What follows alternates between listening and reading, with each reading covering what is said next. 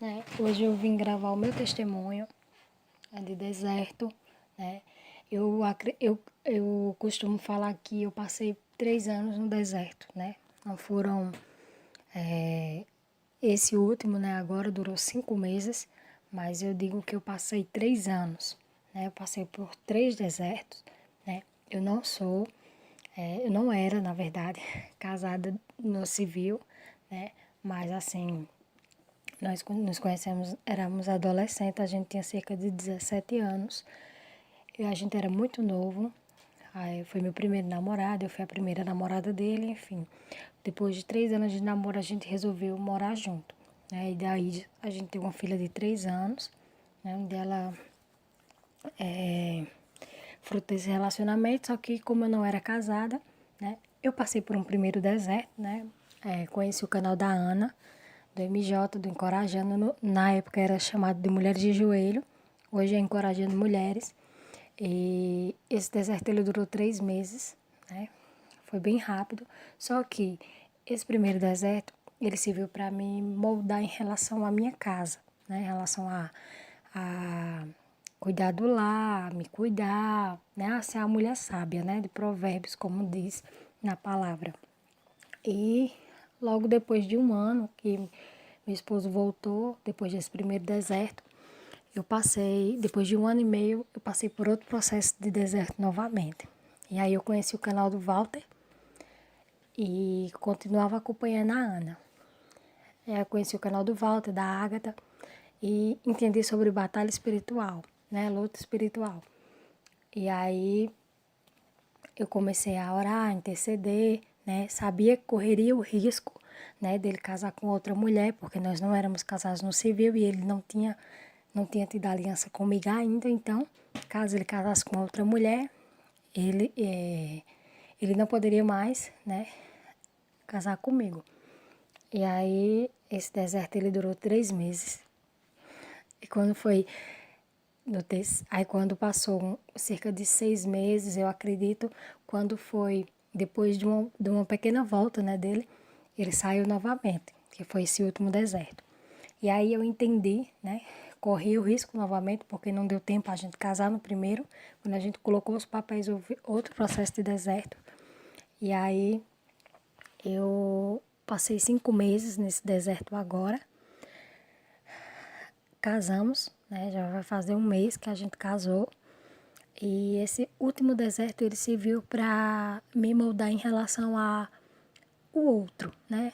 Não o outro assim, meu esposo, mas o outro aos familiares, porque muitas vezes a gente só quer mudar pelo cônjuge, né? A gente só quer fazer atitudes para ter o casamento restaurado, para não ter, né, uma separação. Então acaba que a gente obedece a Deus, que a gente faz tudo certinho, mas é pelo cônjuge. Então há uma idolatria aí. E aí esse terceiro deserto ele veio para me moldar em relação a isso, né? Eu comecei a querer ajudar o outro, né, em oração, financeiramente, no que a gente puder, né? Então, eu percebi durante esse processo de 3 anos que eu fui moldada, né? Não só em relação ao meu esposo, a mim mesmo, né? Mas em relação a honrar minha mãe, honrar o meu pai, né? São pequenas atitudes, né? Em relação à família, muitos não têm a família convertida, né, cristã, e acaba que nós, como cristãos, nós devemos, a obrigação nossa é interceder, é clamar pela união da família, né, pela libertação do sogro. Então a gente não tem que olhar só pelo casamento, né, é ajudar uma pessoa que está precisando, né. Então assim foram atitudes que eu comecei a aprender nesse terceiro deserto, né. Eu comecei a cuidar de mim. Então, no primeiro deserto, sofri demais. No segundo, eu aprendi a amadurecer um pouco mais. Eu acredito que o terceiro ele veio para me lapidar mesmo. Que foi quando eu comecei a não me entristecer mais. Eu não ficava mais triste. Tinha momentos, mas eu não me abatia mais. Eu não lembrava mais, assim. Eu não queria outra pessoa, né? Eu sabia que Deus iria trazer, mas eu não me deixava bater mais, né? Eu comecei a voltar para o meu curso, terminar meu trabalho. Então eu comecei a estudar, comecei a seguir a vida, né? Porque eu entendi que a vida ela não funciona em torno do cônjuge. Claro, né? Existem mulheres que abandonam suas casas, abandonam seus lares para estar o dia inteiro no trabalho, né? Não se dedica à casa, não se dedica ao marido, não estou falando disso. Mas eu comecei a estudar, né? Comecei a procurar ajudar o meu esposo financeiramente, espiritualmente. Então eu entendi que a minha vida ela não girava em torno do meu esposo, né? Que eu precisava seguir a minha vida, né? Estudar, trabalhar, cuidar da minha filha. Então eu comecei a fazer isso e eu comecei a não lembrar, né? Eu orava sempre, estava sempre em pensamento, mas assim, a murmuração, a tristeza não vinha. Vinha a lembrança dele, vinha a lembrança dos nossos momentos, tudo lembrava ele, sim. Mas em relação aos sentimentos de tristeza, de falta de perdão, né? E algo que, depois que ele voltou, que aconteceu foi que o diabo ele ainda insistiu, né? Algumas vezes em querer jogar flechas, porque eu não sei se muitos, né?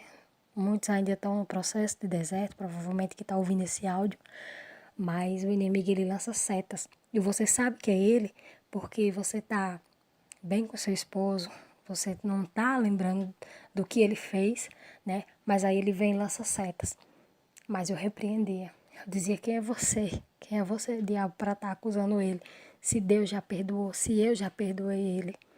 Então, assim, o processo de restauração ele não é fácil, ele acontece todos os dias, mas eu acredito que outra coisa também pós-restauração que acontece é o inimigo ele tenta colocar medo, né? Medo de que essa situação, eu digo para vocês, por 3 desertos que eu passei, medo que essa situação ela se repita, né? Eu acredito que muitos que já tiveram um casamento restaurado e muitos que irão passar pelo processo de restauração, que é todos os dias, mas quando ocorre a volta, é esse medo, né? Então, assim, vocês não podem ter esse medo, né? Porque é algo que a Sol falou, né? A Sol falou num dos vídeos que ficou gravado em mim aqui. A nossa vida, ela é dirigida pelos nossos pensamentos. Então, assim, a gente tem que pensar coisas boas. Então, assim, o medo, aquele medo de que ocorra novamente, a gente não pode deixar entrar no nosso coração. Atitudes como são pessoas diferentes, né? Muitas vezes uma toalha em cima da cama, muitas vezes um passeio que a gente quer fazer que o outro não quer e acaba que isso nos irrita, né? Isso nos irrita. E outra coisa, quando o cônjuge volta, o diabo ele nos dá, eu não sei se vai acontecer com muitos, mas já aconteceu muito. Ele traz consigo crise financeira, né? Ele tenta, porque como ele vê que a área do casamento a gente já está orando, a gente já está intercedendo, a gente já está posicionado, então ele tenta nos atingir com outra área, que é a área financeira, né? Que a gente tem que estar firme, é um processo de libertação. É um processo de conversão, né? Muitos não voltam convertidos, libertos. Eu acredito que nós temos que analisar muito antes da volta, né? Porque nem todos estão realmente tão libertos, né? Que eu acho que o importante é a libertação, né? A convenção ela é um processo. Assim como foi comigo, eu acredito que vai ser com ele também. Não é da noite pro dia, né? Então, assim, mais liberto, mais, assim, carinhoso, enfim, né? Então, o que eu tenho para falar para vocês é isso, né?